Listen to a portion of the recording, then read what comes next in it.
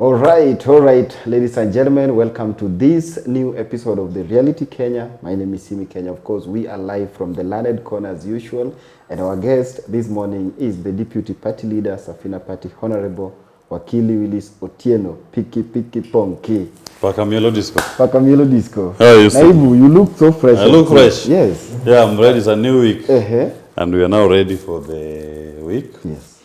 And let me tell you, today is the day. Yes. 14th of November. Midnight. Yes. The price of fuel will go up. Are you sure about this, Wakili? I've read the signs. The cost of the fuel that we are paying for today. Yes. It was bought like almost 6 months ago. This is the May stock we are paying for. Just look at the exchange rate. Yes. What was the value of the Kenya shilling to the dollar that time? 6 months ago. And what is the value today? And then you take the difference. Okay? Yes. That is what you include. You understand? Because otherwise, remember, the OMCs, the oil companies, had paid in Kenya shillings when this stock was purchased 6 months ago. Right? Yes. Now, at the time when they were paying it in Kenya shillings, they were paying the Kenya shillings equivalent to the US dollar at the time. Now, KCB issued a letter of credit on the strength of the Kenya shillings was having in an escrow account. Now, today, KCB is expected to pay the money under which it issued a letter of credit. Now, it has to pay it in dollars. With the current exchange Now, it is the current exchange rate. Now, either KCB absorbs and meets the cost, then we will not pay. Government gives them stabilization fund. Or they transfer it to the consumer. The easier option is transfer it to us, you and I. By increasing the... By increasing.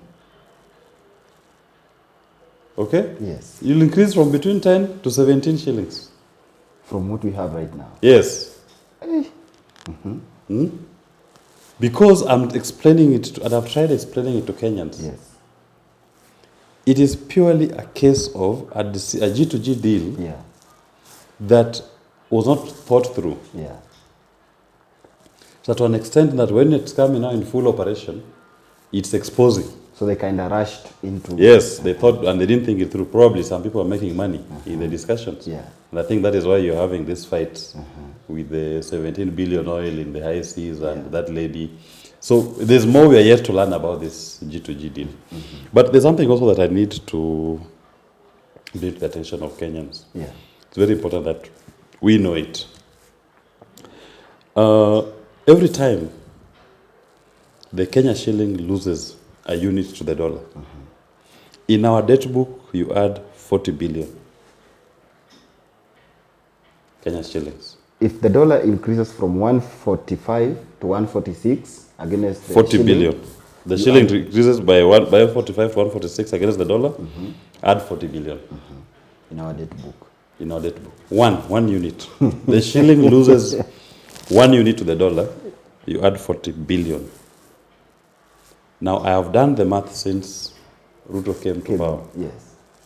The value of the shilling to the dollar at that time and today. This administration has added 2 trillion Kenya shillings of the debt book, just on forex exchange alone. Apart from what... Forget about what they've borrowed. Yes. Apart from even what they inherited. Just by virtue of our shilling losing value to the dollar, our debt book has increased by 2 trillion. And that's why we are likely to default. Because because now you can imagine you are collecting money in Kenya shillings. Right? Yes. Then you convert it in dollars to pay the bulk of most of these debts. Yes. Now, as you are doing that, your shilling is losing value to the dollar. It becomes weaker every day. Becomes weaker every day. As that is happening, your debt stock also increases. Now, it's like you're trying to drain an ocean using a bucket. Because the more you are collecting to pay, your shilling is becoming weaker. The more your shilling becomes weaker, the more debt stock you are accumulating. And that is where we are. Now, if you're telling me in 1 year, you've added Not money coming in, just on the books, 2 trillion Kenya shillings. That is why it is important when you talk about you need to have a stronger shilling. Right? Your currency needs to be strong. Yeah. The exposure levels that you end up facing can kill the country. Yeah. Because now you added 2 trillion Kenya shillings On on top of just on your debt withdrawing, just by currency fluctuation alone. Yeah. Not that the money came here or that you took it, no. Just because you mismanaged the economy, Yeah. your shilling weakened, and now you have 2 trillion shillings in debt more. You went into a G2G deal, your shilling has weakened, now you are not able to provide affordable oil to your people. Yeah. Even when international price is going down, your pump price is going up. Because of mismanagement of the economy. The economic interventions are misplaced. They are not informed by a desire to bring positive change, and they are not thought through, in my view. So they are short-term, tactical, but in the long term, they end up exposing the country and even the administration itself. Right? Yeah. Because G2G, as I've said before, the intended purpose of G2G was to reduce the value, strengthen the shilling against the dollar, number one, and bring down the price of fuel. The exact opposite has happened. The shilling is now weaker, and it's weakening every day to the dollar. And the fuel price keeps rising. And I've told you again, when we meet again on 14th of December, up.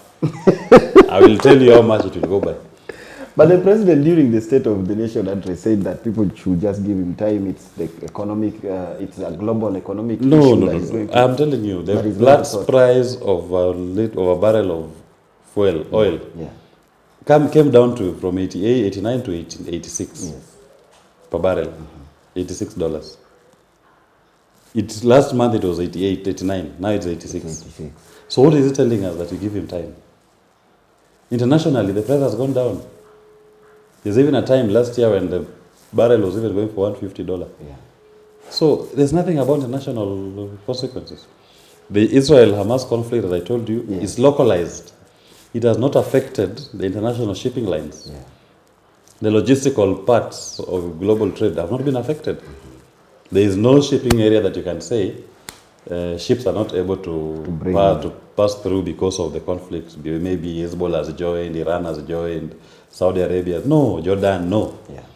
That is purely now Hamas, Israel, IDF conflict in the Gaza region, not even in West Bank. So it's localized. Whereas before there was a fear of it escalating and bringing in many players internationally, it has not expanded beyond the scope, the geographical area of the conflict. So there is no sea route that is affected. But do you think, Naibu, do you think the president and his government are aware and they are understanding what exactly is going on, but they are just lying to Kenyans, or they totally don't understand the entire Of course, for me, maybe the room where they sit as Kenya Kwanza is full of joy singers. So to them, their eyes are blinded. They are just seeing greatness. They are seeing money. Because maybe some of them in the room are stealing our money. So then they're wondering how all of a sudden I can afford to buy Gucci shoes, I can buy designer clothes and perfume, I can fly choppers yesterday they took choppers, ministers. They were flying all over the country. Somebody comes from Mombasa all the way they go to plant trees in Mombasa, then all the way to Mabei. Another one comes from Marsabit. From Marsabit, he ends up somewhere in Kitui. Yet he can plant that tree in Marsabit. He's planting there, then he comes to plant here. Another one takes off from Turkana in the morning. You're planting a tree in Turkana in the morning. Then you go to Kisii. You see for them, say we have choppers. You can just traverse this country, cover the whole country just in one day, and feel nothing about it. Not knowing that is a make-believe world. It's not the true state of the nation. It's not the reality. It's not the reality. Our reality is that people are facing so much pain. People are angry and hungry. Kenyans are not able to, many Kenyans are not able to earn even $1 a day. People are barely feeding themselves. That is the true state of the nation. People can't access the cost of basic goods and services.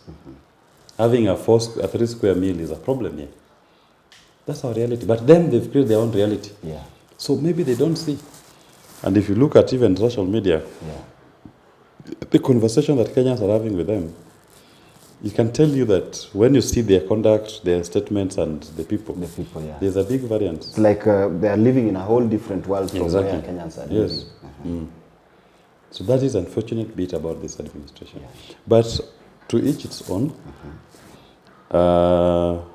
they'll continue adding more pain to Kenyans, and Kenyans will continue to agitate. And when the time comes, Kenyans will be known to be resilient, and we will show Kenya Kwanza what it means that a government fails to serve its people. That's a government that needs to go home. In fact, they are lucky that we have an election coming in 4 years' time. But our patience will run out very soon. And we may just call for that election to be called. We can apply the recall provisions of our laws to recall all these members, all these people in public office who are not able to deliver to the people of Kenya. Because our anger may not be able to wait for 4 years. Yes. Is it possible to do that before that time? Yeah, I mean, if you just do citizens agitation, you start recalling MPs all over here. Yeah, and you bring down the government through citizen action. We recall all the MPs and then we do a fresh election. But you see, the entire country seems to be tired with the Kenya Kwanza government. From if you look at the social media, if you look at even if you're just on the streets today, if you meet even 10 people and you ask them one person who voted for this government, nearly everyone will tell you they didn't vote for this government. Yes. What does that show with regards to how the government is? You see, that's what I'm telling you, it's a disconnect. The people of Kenya don't feel that the government is representing their interest. Because if you look at what they come up with every day. One thing that I told you before that is certain from Kenya Kwanza. One thing that is certain that will come out of Kenya Kwanza, they will increase the taxes or the cost of services that the government provides you. That one is certain. Exactly. And you said it last week. Yes, it is certain. That one is certain. Kenya Kwanza will not disappoint. The only way they will never disappoint is when it comes to increasing your tax and the cost of services. Now it is the Ministry of Lands. We finished with the immigration and register of births and IDs. You will now have to spend 2,000 shillings to get a new ID if you lose yours. You will need 50,000 to get married. To do us, you bachelors, you're in trouble. You are going to end up having come with stays here. Because if you're telling a young man to spend 50,000 to get married, that man has never even touched 10,000 shillings. He's unemployed. The system has battered him almost to near death. He's not been able to earn any money. Now he wants to at least solemnize his union with the love of his life. You're telling him to look for 50,000. So I tell you, there's disconnect. And that's not even the dowry. That's not even the dowry. That's to the government. Maybe his dowry alone is 20,000, even 10,000. Or even the wife's family has decided, have our daughter for free or on in debt. You'll pay us when you make money. Now Kenya government, on the other hand, is telling you that you pay us 50,000 for you to be legally married. I mean, let's be serious here. I said government is not supposed to. Government is a businessman.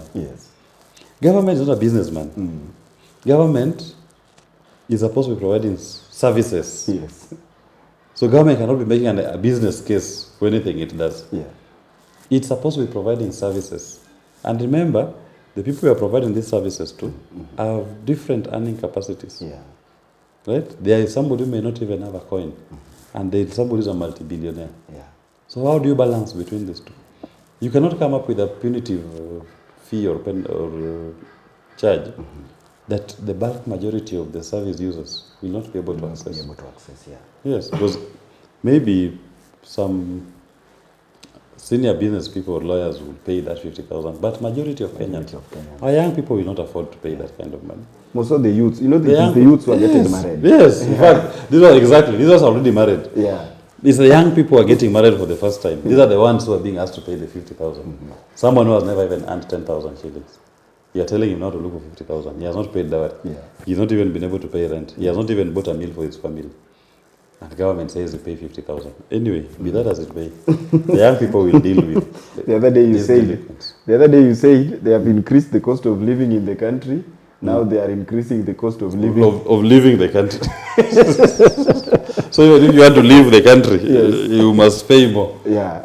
But as Safina, I know you have your own plans, your the strategies of the party towards all this, because if Safina is coming in, they are going to come into a messy economy, something that is tattered and worn out. What is it going to take Safina to recover this within the shortest time possible? People don't say that. I told you the difference between us and them is very simple. They are distributionists, we are productionists. Yeah, we'll just play what we call our supply side economics. The mindset is different. Ruto is playing demand side economics, as I told you, as we will just pursue supply side economics. Supply side economics reduce tax, reduce government presence, the reduce on regulation, over-regulation of government in a particular sector. Then you boost production and free trade. That is the supply side economics that we practice in, that we believe in Safina. We will just come up with policies that boost supply side economics. You will see this country will change in less than 1 year. Are you sure about that? 100%. In less than 1 year? 1 year you'll see. Kibaki, when he came in, the GDP was growing at a negative growth rate. In 2002. 2002. In less than 1 year, people started seeing a change towards a positive trajectory. Right? And one thing that Kibaki did, one of what you call the stimulus, and I always say this, the free primary education was an economic stimulus program, to the extent that Kibaki had decided to take away the burden of paying school fees from parents. So if you are paying 3,000 shillings per child, per term in school, Kibaki said government will pay that amount. So Kibaki had indirectly given you 3,000 shillings as a parent. Per term, per child. So if you had 3 children, you now have 9,000 in your pocket per term. Now, as a parent, when now you have 9,000 shillings, if you had 3 kids in your pocket, which you could have gone to school, it is now released by government, it's in your pocket. If you are buying half a loaf of bread, you will now buy a full loaf. You're buying 1 cigarette, you can now buy a packet of cigarettes per day. If you are buying milk, 1 packet of milk, you can buy 3 packets of milk. So people were given what is called disposable income indirectly by government. Because it was released into their pockets. So they ended up spending. Their spending power increased. Into other avenues. In other items, let me say consumable items. Now when their spending power increases for those consumable items, the companies, the factories that manufacture, the bread baker, the milk maker, the maize millers, there was demand for their goods. So they also increased their production, right? In the local economy, a shopkeeper was selling 1 crate of bread per day. Now I was seeing a demand for bread. People need 3 crates per day, from 1 to 3. So now you are seeing the flow of money in an economy. That is what I call supply side, put in a very simple way. So a village that there was only 100 shillings circulating per day, now you have an extra 300 shillings circulating in that economy. Okay, per person, per day. Now it starts boosting consumption and production, because the spillover effect to other sectors of the economy are felt. That's what we call the drivers of an economy. Economics is not as complex as some people want you to think it is. As Kenya Kwanza wonders. No, it's not that complex. It's the simplest of things. In fact, I always say, just take the best economists from the university. Give him a shop next to that same university. Let him run that shop. I assure you, that senior economist lecturer, in 2 months' time, you'll go and you'll find that shop is not there. Why? Because the theory and practice are different. Ours, supply side economics, we understand both theory and practice. So we also look at the behavioral economics of the people. So Kibaki knew the pre-primary education as a stimulus, economic stimulus package, was targeting the low-income earners who have many children and they have a high consumption rate for consumables. So once I give money to them, they will spend it. They will spend it in that economy, and the low-lying fruits, what they will be spending it on, are largely consumables. I'll have more bakers. Milk production will be increased. Maize consumption will be increased. So you are seeing sugar. You're going to ramp up sugar production here. And these are what we call mass market items. So they are mass marketing because they are mass consumed. Right? The package of those who use them, they are spread across the country, and there are many. So whereas the easiest thing you could have said during the campaign was to say, nitapea watu ya mama mboga 10 billion. 10 billion. No. He said, I will give every Kenyan free primary education. That's what he said. He didn't say that I will give hustlers, mtu wa boda boda, 10 billion. No. He could have as well said that I will give everybody 3,000. He didn't say I'll give you 3,000. But the consequence of what he did was he gave everybody an opportunity to earn the 3,000. Just those who felt, me, I'll take my kid to a private school, did benefit. So it was by choice, but not because government failed to give you. So you were given, everybody was given 3,000 per child, per term, indirectly. So it is all about money being with the people and not the government. Yes. Government just spending away in which you can expect, and you can't just give people money for doing nothing. There must be some, that's what we call a stimulus program. You must do something that stimulates. So government was boosting education as a social component, but in the process, economically stimulating an economy that was in regression, in regress. So it's both socially and economically. Yes. And I said, the people are putting Kenya Kwanza to check here. These are products of Kibaki's free primary education. This TikTok generation. Our people. The ones who team PIKI PONKI. Majority of them. Those are people who went to school and benefited from Kibaki's economic and social FPE program. Right? Those are the ones who are going to fight this because they understand. They saw it in that time. You saw school enrollment. We experienced it at first. Yes. Enrollment of numbers of kids in school doubled almost 100%. Within 1-2 years, the numbers had gone exponentially very high. Right? The level of awareness in this country. Nowadays, I mean, it's basic to find that everybody speaks English and Swahili. Exactly. There's a time I'm telling you, when you were younger, this English was just, even to communicate with a fellow Kenyan was not easy. You take it for granted.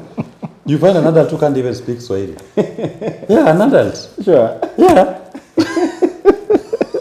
You can take it for granted. An adult, someone has grown and become an adult. An adult. And I'm not talking about it, those very old, no. Your own generation. Yes, someone who is my generation. Cannot speak Swahili. Grew up somewhere in a village that they believe that you need to go and take care of herd cows. Was the most important thing, and going to school was a waste of time. And speaking Kiswahili or English was so special. Because that one you will not even go to the local market. So Kibaki was changing worldview of everybody. Even if you are growing up in Narumoru, you are growing up in Marsabit or Ilchamus, you are able to understand that the world is bigger than your local village. Right? There are more nationalities. There are people with different approaches to life than your cattle rearing. So you start thinking beyond just cows and milk. Start thinking of how do we even turn these cows and milk into an economic part of our contribution to GDP of a country. Right? So you changed, your worldview is changed. And that is what was Kibaki's legacy to our people. Forget about even infrastructure. There's more you can talk about. But for me, the greatest component of his legacy was free primary education. In the shortest time possible, he had managed to change the economic trajectory of the country and socially empowered so many families and given people an opportunity through which they'll have a different outlook in life. And you people have, Safina Party has the same vision. Yes, we are the supply side economists. Everybody else believes in the demand side economics. And you've seen demand side and when it's fully implemented. It's the same thing. Kenya Kwanza said they will give you 10 billion, 50 billion. Azimio said they'll give you 6,000. That is what we call supply side, demand side economics. Its consequence are known. Supply side, on the other hand, is a different outlook. Supply side, as I've said, you reduce taxes, reduce government regulation, and then free trade. And Kibaki, in the recent history of Kenya, was the number one proponent of supply side economics. That is where we belong. Wow. That is what will change our country. As we wind up, Naibu, just last week, you were in Makueni with the leader of EFF. Yes. And the whole program was seen as attacking the government. Actually, the deputy president felt that the government, Kenya Kwanza, was being attacked. You, as someone who was part of that particular convention, what can you say about all that? You know, Comrade Malema purely said, I can't find Ruto anymore. The things he said during the campaigns, during the elections, and the things he says today are totally different. I don't understand who he is. Right? Yeah. Now, that statement, if you ask any Kenyan on the street, just list down whatever Ruto said during the campaign and what he says today. The answer is the same. There's nothing exceptionally different that Comrade Malema said. He simply just said what every Kenyan knows. But then, they seem to have a problem because they think he's a South African. There's something that he said which I agree with. I've always agreed with. We are all Africans. There's nothing like a Kenyan, a South African, a Ugandan. Who created these colonial boundaries? Go here to Musia, Funyula. You are finding Samia in Kenya. These are in Samia, Kenya. Then across the border is Anko at Uganda. Mudi Awori, former vice president, was a Kenyan MP. His brother is a Ugandan MP. He is vice president of Kenya. His brother is a minister in Uganda, even running for president. And then you are telling me we are different. I mean, those are colonial boundaries. Go to Masai here, Masaini here, if you go to the border here, Namanga, you find a Masai who just traverses across. Then at some point you tell him you are a Kenyan, or this is Kenya, this is Tanzania. No, these are colonial boundaries. Our culture, our interactions didn't know any boundaries. We didn't create them. So we are all Africans. And we should be free to comment and discuss our issues as Africans. Anybody trying to perpetuate these colonial boundaries is a neo-colonialist. So Malema has every right to walk into Kenya and say the things that affect. In fact, he shouldn't even have a visa when he's coming here. He should walk in visa-free. We don't even need passports, in my view, for people to move within the continent. Right? We should have open skies. A Nigerian can walk in any time and leave. I should go to Nigeria and leave. As long as you abide with the common laws for the region. It should not be a big issue that we create these boundaries, artificial boundaries, which are used as regulations. Areas to, they're just spheres to control us and regulate us. Just the Mzungu patching us up and knowing now we can play this one against this one. And we keep perpetuating those divisions. Africa is one. And Africa is one, and its people are one people. And anybody should be free to comment and criticize or recommend anything that happens. Because when the same Julius Malema had mentioned that Raila Odinga should accept the results, Kenya Kwanza were cheering him. What is good for the goose is good for the gander. Kwa Swahili wanasema mkuki kwa nguruwe, kwa binadamu chungu. Let us wind up the show. Ladies and gentlemen, one last word to Team Piki Piki Ponki as we wind up. Team Piki Piki Ponki, keep strong, keep engaging. We must push the economic agenda. It's going to be painful tonight, or they're going to increase the fuel price by another 14.50, between 9 to 17 Kenya shillings.